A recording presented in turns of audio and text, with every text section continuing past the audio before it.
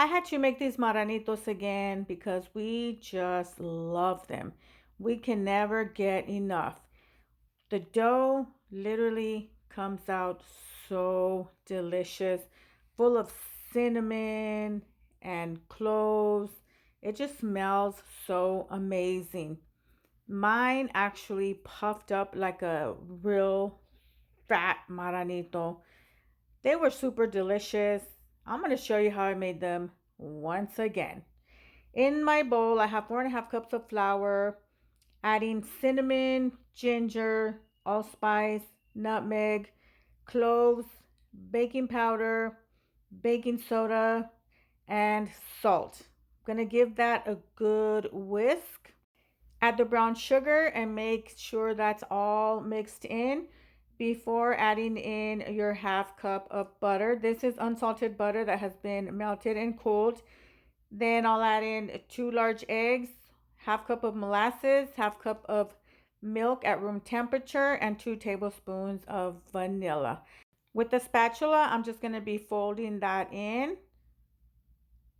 Once it's all incorporated and looks like this, add some flour to your surface, dump out your dough, and just knead it by hand for about 3 minutes. The dough will be sticky at first, but keep kneading it and it should come together. And you see how the dough is nice and soft? That's how it should be. You can add some more flour on top before you roll it out. That way it doesn't stick to the roller. And just roll it out to the thickness that you want. Cutting out the marranitos. I personally like the small marranito cutter, but you can use the large one. When you're done with that, just get the rest of that dough, and you're going to need that rest of the dough until it's nice and soft again.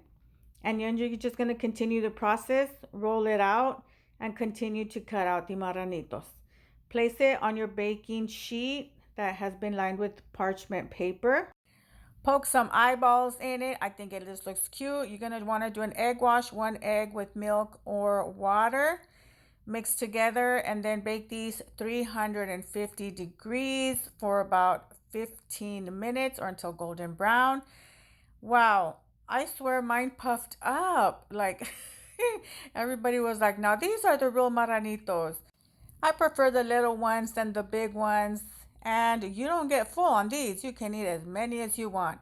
I just love that cinnamon nutmeg smell. Save this recipe because you're going to love them.